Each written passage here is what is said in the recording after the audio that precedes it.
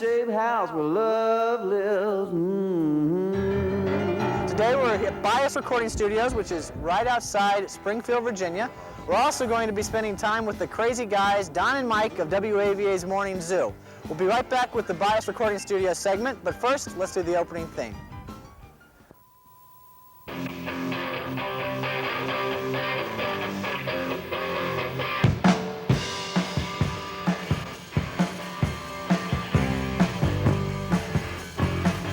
What do you do? What do you do? Do you tend to bar? What do you do? What do you do? Do you fix a car? What do you do?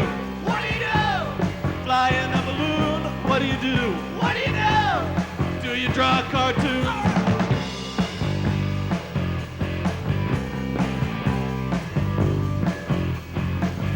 What do you do? What do you do? Do you sing in a band? What do you do? What do you do? I do things with your hands. What do you do? What do you do? You like to ride a bike? What do you do? What do you do? What is it that you like?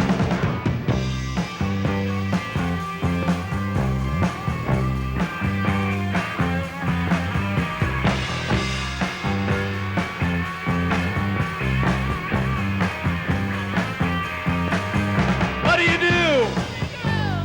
Do you snap a shot? What do you do? What do you do?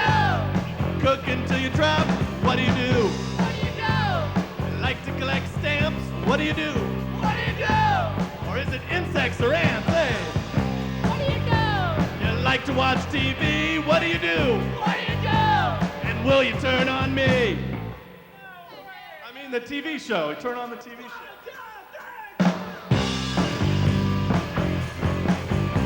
So sit down and relax, as here we go with the show. It's always asking you, what do you do?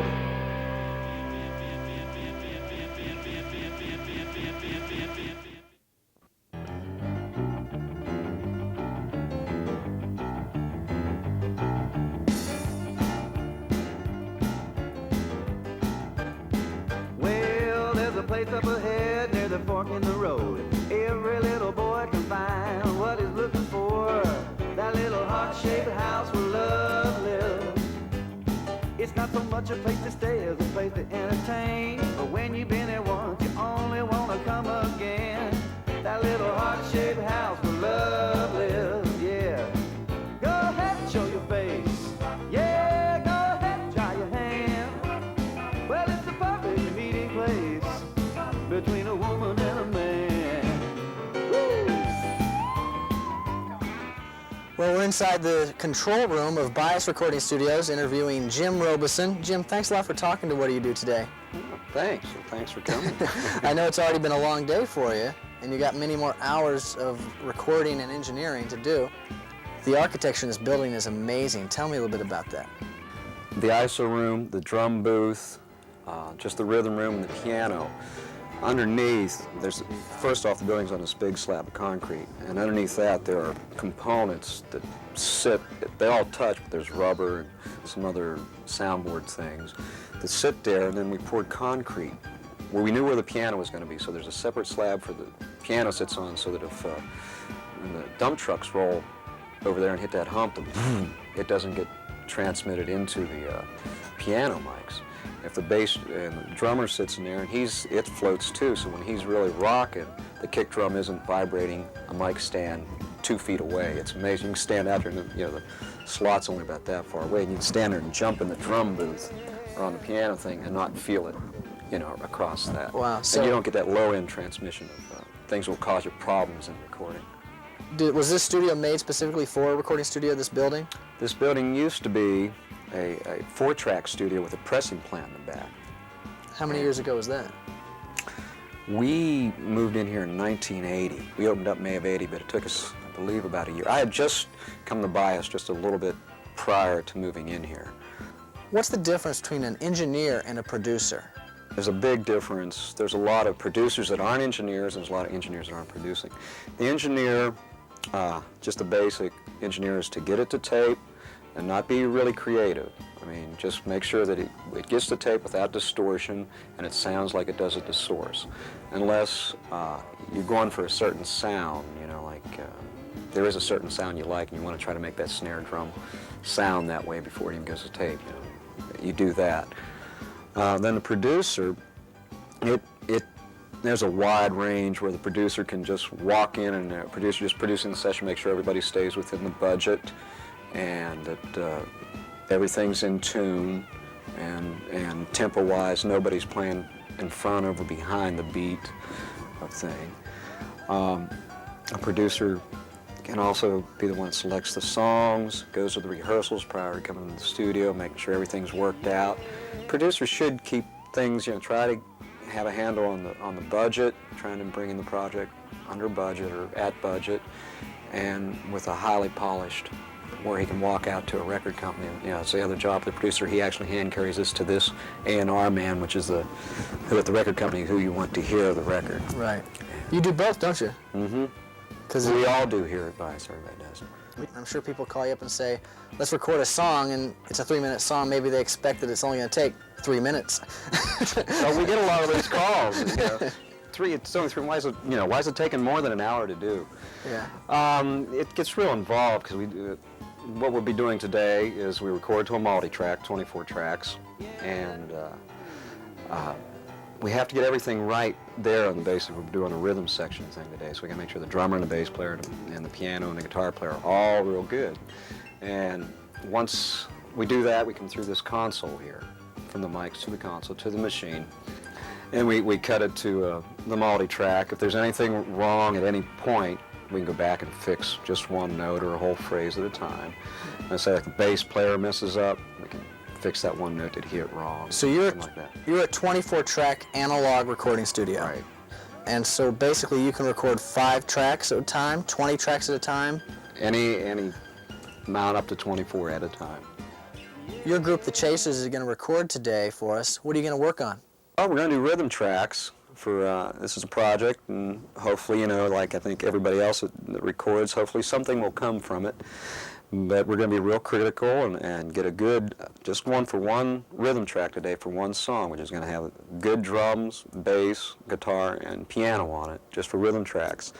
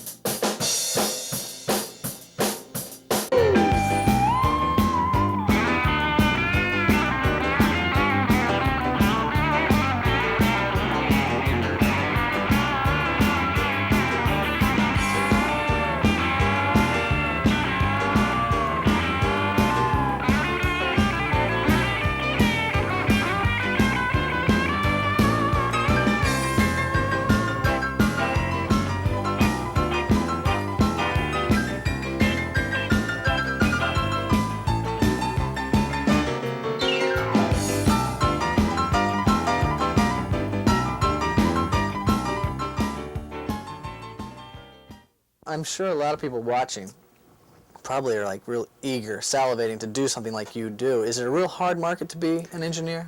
Yeah, it's financially it's no good. Even freelance, unless you're in New York or Nashville or LA, it's real hard. And still, it's not a whole lot of money. Once you become a producer or something like that, I think there's money. There's only a certain amount of time you can sell a day. And there's only a certain amount where we're at in this area. You can't charge the $250 an hour and $50 an extra for I want to put this effect on a thing. There are studios in the big cities that charge you for every little thing that's done. Where here you come in, you get everything, you buy the tape. We can start out here. We can do everything from the actual recording of just a single voice, reading a voiceover, for radio. We can take it all the way to the final CD, where the thing that gets sent out gets sent to the CD plant, and we have total control over the audio thing from here. And before you used to mix your product, the big multi-track product, down to 2 tracks, and you'd have to send it to a mastering house where there was a mastering engineer that wasn't involved during the product. and a lot of times it would take time to get things corrected because they get it, they do their thing, then you have to prove it back here and say, oh, well, it sounds great, but it's not quite what we want. It doesn't sound quite the same as when it left here. And there's some great, not to take away from their ability to do that, just the distance, there's some things that get... Is that because of digital? It's easier for you now to do that here? Well, we have another room, it's called Air Show, which is another process, but it's really great. Once we mix to digital here, we go over there and it's loaded into a Macintosh computer where they can call up anything they want from the mix and alter it, do anything they want to it. Hi, I'm David Glasser, and this is Air Show, and I'm going to demonstrate how we prepare tapes for release on compact disc. The main tool that we use is an editing computer. And instead of using tape, the music is transferred into our computer, and we could play material right from our computer disc and stop it and move to any other part of our sound file.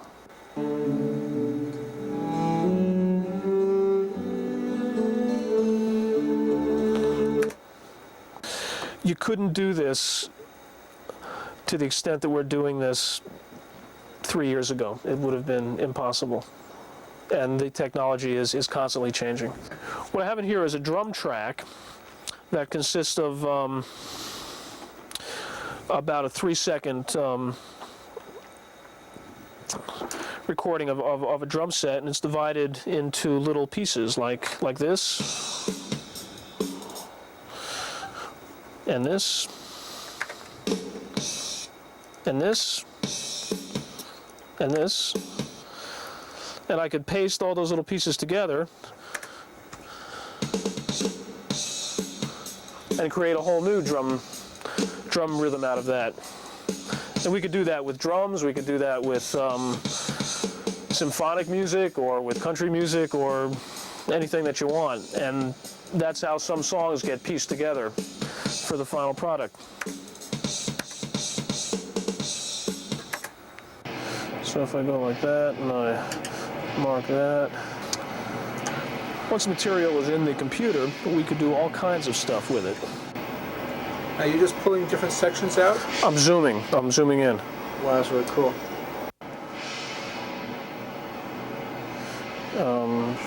Let's do some of this. I'm going the wrong way.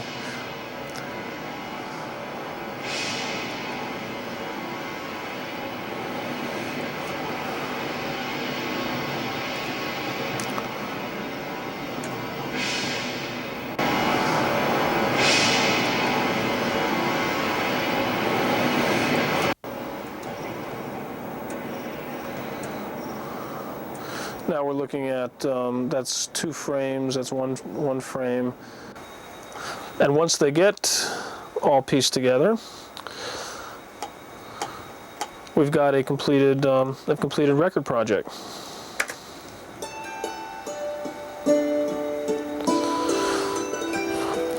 And this will be played out to a master tape and sent off to the CD plant. So there is no loss of quality using the digital process.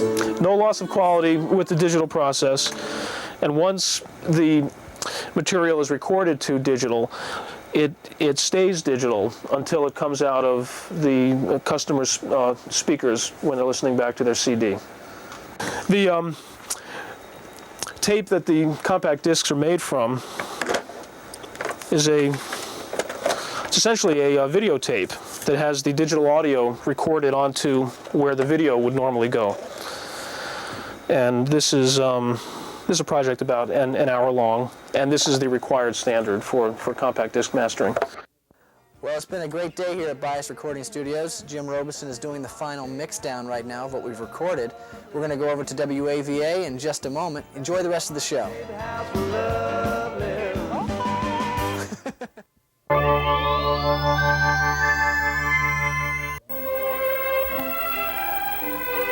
You are watching Channel 10.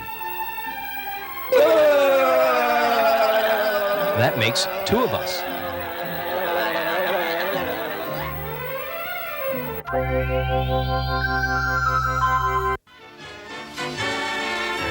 The Jack Benny Program, starring Jack Benny with Mary Livingston, Rochester, Dennis Day, Bob Crosby, and yours truly, Don Wilson.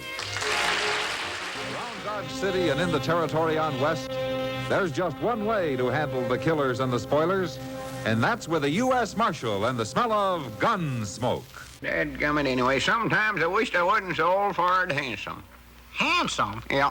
Yeah, being good-looking is a nuisance, I believe, a downright flat-footed nuisance. Now, whatever gives you the idea that you was good-looking? Oh, just from the way all the women in this little burg's falling for me. Oh. It's a pigeon-toed nuisance, that's what it is. Radio sure has come a long way since the 1920s and 30s of Jack Benny, Burns and Allen, Gunsmoke, The Lone Ranger.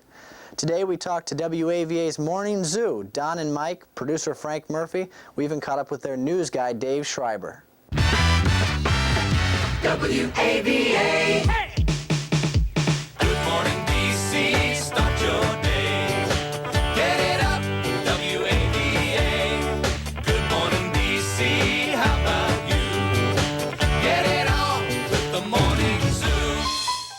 Now, how did the present morning show come about? I was already working here 5 years ago. Mike was doing some part-time stuff, and I was cleaning up. I was doing some janitorial work. And at that time, Mike had a severe alcohol problem, and I was addicted to painkillers. So we went to rehab together, and that's where he met Frank when he came out and did the puppet shows at the rehab center. And I no longer am hooked on pills, and Mike is no longer hooked on booze. Well, that's a lie. I'm still an alcoholic. No.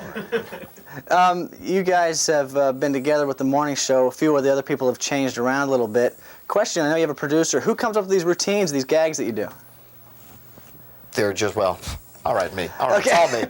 We just BS. We just go in. I usually start the direction that we're going to go in, and then Mike just follows right along with whatever, and we just make it up as we go along. Yeah, it's a spontaneous program. It always has been. We, the best stuff that we do normally comes out of nowhere, where we'll get on a subject that develops as the morning goes on, and then it'll start and it'll snowball and it'll be a lot of fun, and it'll end up something that we didn't even expect it to be, and that's the fun of doing it. Yeah, Don, you use your wife and your kid in the show. Yes, I manipulate them. Yes, I do. How did that come about, and why do you think your listeners like that? Well, first off, even before I had a kid, I always put my wife on the air because that's something DJs never do. DJs, you never know that DJs are real people, that they have real families. And plus, I'm kind of a, is this cable? Yes, this asshole. is cable. I'm kind of an asshole on the air sometimes. Okay, you can say that. And I think people like hearing somebody who can put me in my place, and my wife does whenever she wants to, and my kid just wants to be like Daddy. He loves being on the radio. Hey, Randy Bodgarden. Don't be so tight. Give my daddy more money. Bart Simpson here from The Simpsons on Fox. Cool your jets, man. Don and Mike will be right back on 105 WAVA. In radio, a producer is very different than in television or theater. I mean, in theater and movies, the producer is the guy who puts up the money and invests in the show. In television, it has other definitions. In radio, really, it's almost, well, it's kind of an assistant job. It's kind of a demeaning position. My function is to help Don and Mike with whatever they need when they have an idea that they've come up with, and they'll say, here's our concept, here's what we want to do, somehow find a way to make it happen. The way our show really works is Frank and I do most of the planning, and then Mike and I do the executing. The executing of people who don't listen to us. That's right, we execute you! If you do not listen, we execute you! Because we find that a lot of the stuff we do, for instance, if it's a story that involves artificial limbs, with a guy who, for instance, if a guy had an artificial leg and went to a store and took it off and beat somebody over the head with it to rob the place, the first time you hear it, it's genuinely funny.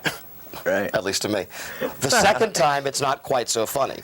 So rather than get a fakey reaction from Mike always gives us the honest reaction because he never knows what's coming up next. And when he gave me the story about the artificial limb, I didn't laugh at all. I thought it was in terrible taste. No, he didn't. He laughed. He laughed for days about it. So that's why we do things like that, so that Mike is always the one who gives the absolute honest, spontaneous reaction. And basically, I'm not bright enough to be involved in the planning of the show.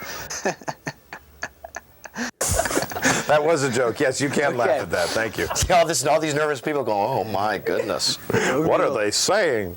Do you guys ever feel you're being limited creatively by management? This cable? We don't get slapped on the wrist. What is used is the genital cuff. The genital cuff is used here by the management of WAVA. It fits right in this area of your groin, and it's made of metal. Is this the first time you've ever had a crotch shot on your leg? By a guy, yes. It's made of metal, and it fits right around here with straps. It's a genital cuff. Who has the patent on that anyway? Is it Tyco? I'm not sure. Yeah, they screw with us just about every day here, but it comes with the territory. You know, on one hand, is it a battle? Management wants a show that they can say is off the wall and outlandish, and they want it until they get a complaint. They'd like outlandish that nobody ever gets upset with. News. First, foremost, factual, punctual, professional, probing, authoritative, accurate, astonishing, daring, different, direct, timely, topical, and tantalizing. Here's Dave Schreiber on WAVA. The guns of the Gulf War are silent this morning. Thing is that when we do news, when I'm actually into the real news part of the program, we don't get interrupted. We still do very serious news. There's a very serious news commitment here. Although I'm able to roll with the punches, I guess, as you can tell. I'm from Pennsylvania originally, but I've lived in New York for years and years, and many of the horror stories you hear about New York are true. It's a rough, tough sort of community where you gotta sort of fight your way through things every day. The Washington metropolitan area is a much more genteel area, I find.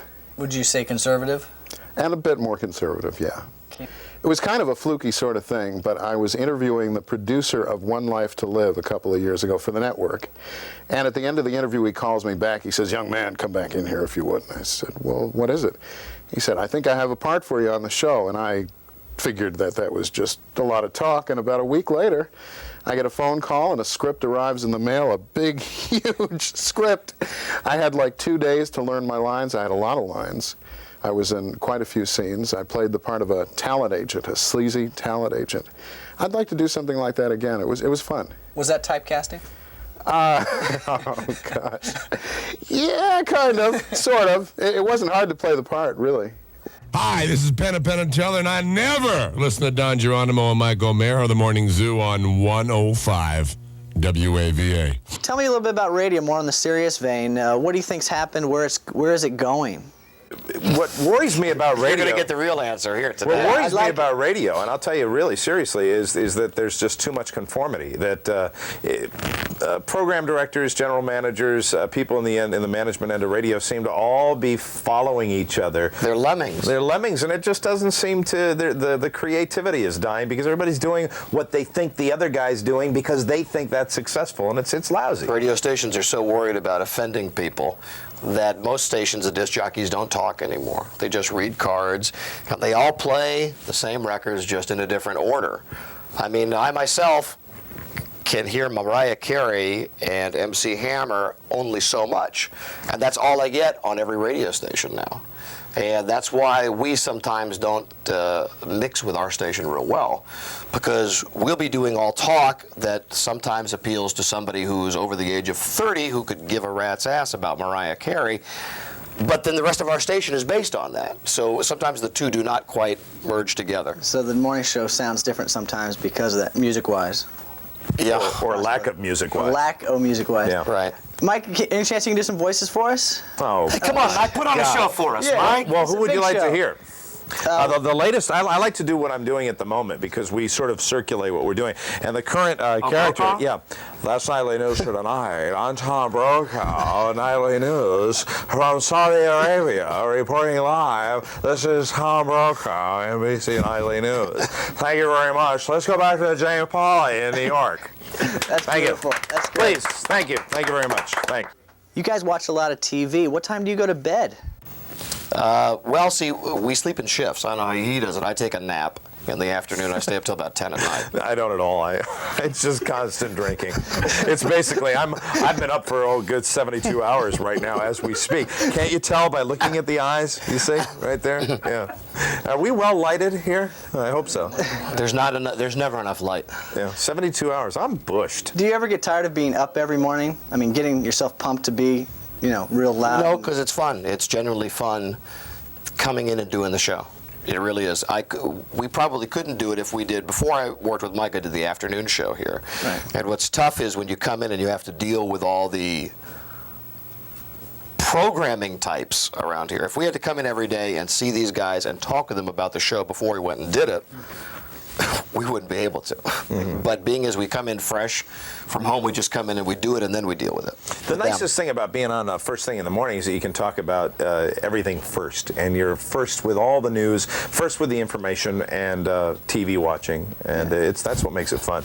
And I've got a terrible hangover every morning. Putting regular people on the radio. I mean, that's how I met Frank. Frank was doing some menial job here at the station. Really? And I started putting Frank on the air and realized that, he's an incredible anal retentive, among other things. I mean, I think people like to hear, it all gets back to that's why we put my wife and my kid on the air. People want to know that this is a normal place, semi-normal, that there are people that work here who have regular lives. And people, I guess, can make you part of their lives. Right, and that's the best way you relate to somebody. I mean, if somebody, that's why we do stuff that gets people mad sometimes, but you get mad at your friends too. I mean, in that way, we think we have a closer bond with our audience. We just wish they'd fill out their Arbitron diaries a little more carefully. It's Don and Mike. Write that down on the line. All right? We've had a lot of people. It's Arbitron, A-R-B-I-T-R-O-N. They send you this thing. They send you this thing, this little diary they want you to fill out for a week. Yeah, fill it out or we'll bring out the genital cuff. Okay, guys, is there any chance I can put on your genital cup for you? Oh, man! Let's welcome the man who taught General Norman Schwarzkopf everything he knows. Ladies and gentlemen, play Battleship with him. Don Geronimo! You sunk my battleship.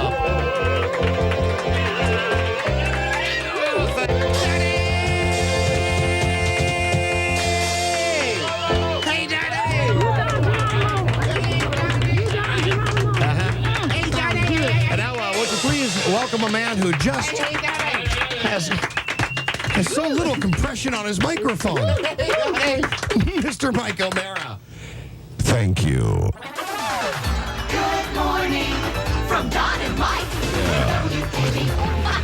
I don't know what they did. Overnight they were...